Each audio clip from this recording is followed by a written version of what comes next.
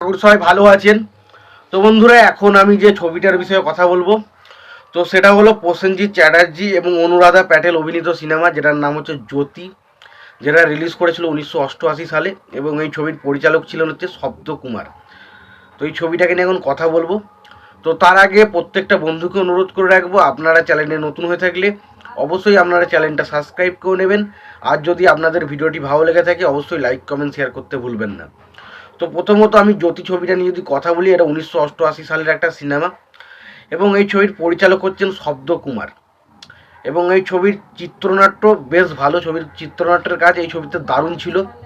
মানে যতটুকু ছবির মধ্যে যে কটা সংলাপ রয়েছে বা যেটুকু স্ক্রিন প্লে, আপনাকে কিন্তু বোরিং করবে না, এটুকু বলতে পারি।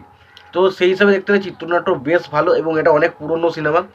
তারপরে যখন আপনাকে বোরিং করছে না, তো বুঝে নিতে হবে ছবিটার মেকিং কিন্তু যথেষ্ট ভালো ছিল। তো সেই হিসাবে দেখতে গেলে চিত্রনাট্যের কাজ খুবই ভালো এবং চিত্রনাট্যের কাজ করেছিলেন হচ্ছে আশিস রে। ছবিটার সঙ্গীতের কাজ করেছিলেন স্বপন জগমোহন। এবার দেখুন, সঙ্গীত এই ছবির গানগুলো যে আমার খুব দারুণ লেগেছে এটা কিন্তু কখনোই বলতে পারবো না।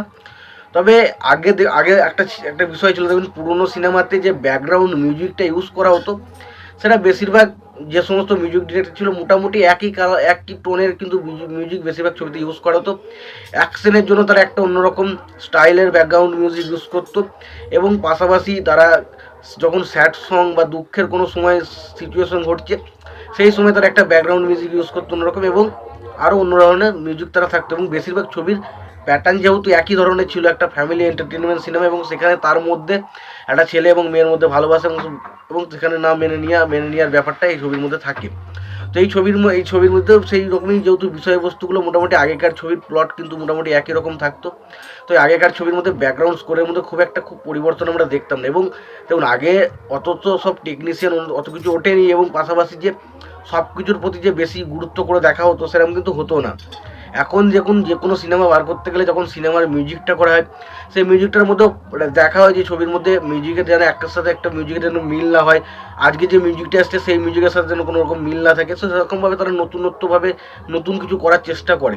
আগে কিন্তু সেরকম কিছু ছিল না। আগে কিন্তু যেই ব্যাকগ্রাউন্ড মিউজিকই দেওয়া হতো সেই ব্যাকগ্রাউন্ড মানে ব্যাকগ্রাউন্ড মিউজিক নিয়ে মানুষের মধ্যে কোনো রকম কিন্তু ভূক্ষেপ ছিল না যে এই ব্যাকগ্রাউন্ড মিউজিকটা এরকম কেন বা এটা এরকম কেন। তো এরকম আগে ছিল, যেই কারণে আগেকার বেশিরভাগ ছবির ব্যাকগ্রাউন্ড মিউজিক দেবেন মোটামুটি এক, বেশিরভাগ ছবির ব্যাকগ্রাউন্ড মিউজিক মোটামুটি এক দেখতে পাওয়া যায়।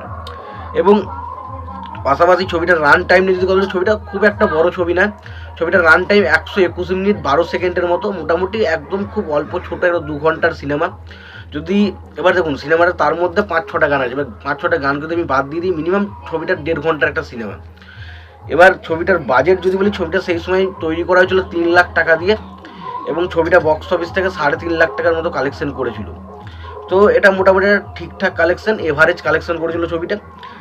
তো এই ছবিটার যদি গল্পটা বলি, গল্পটা ঠিক আগেকার এই গল্প বলে কিরম সেরকম কিছু নেই, কারণ গল্প সম্পর্কে সেরকম কিছু বলতে পারবো না, তার কারণ সেই একই ধাঁচের গল্প, যেখানে আমরা দেখতে পাই একটা ছেলে এবং একটা মেয়ের মধ্যে ভালোবাসা হচ্ছে এবং সেখানে তাদের যে পরিবারের যে বড়লোক সম্প্রদায় বাবা রয়েছে তারা কিন্তু সেই বিষয়টা মানতে চায় না এবং পরবর্তী সময় লাস্ট মুহূর্তে বিভিন্ন রকমের যে আর সমস্যা সৃষ্টি হয়, শেষ পর্যন্ত দেখা যায় নায়কের সাথে নায়িকার মিল হচ্ছে, এরকম একটা লাভ অ্যাঙ্গেল দিয়ে আমরা শেষ করে লাস্ট মুহূর্তে যা হোক করে মিল দিতে হবে। তো এরকমভাবে একটা সিনেমা কিন্তু এই ছবিটাও রয়েছে। এবং এই ছবিতে আমরা প্রসেনজিৎ চ্যাটার্জি, অনুরাধা প্যাটেলের পাশাপাশি রমেশ্বরী, প্রদীপ কুমার, উৎপল দত্তকে অভিনয় করতে দেখি। এবং উৎপল দত্ত যে ছবিতে থাকে সেই ছবির যে মেন যে বিষয়টা আমার সেটা কিন্তু দারুণ লাগে, কারণ উৎপল দত্ত দারুণ পারফর্মার, খুব ভালো কাজ করেন। এবং এই ছবির মধ্যেও তার কিন্তু যেটুকু কাজ পেয়েছেন, যথেষ্ট কাজ করেছেন, সেই জায়গাটা কিন্তু ভালো কাজ করেছেন।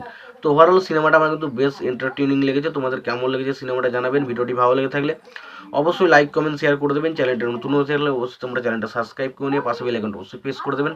ভালো থাকবেন, সুস্থ থাকবেন, দেখা হচ্ছে পরবর্তীতে।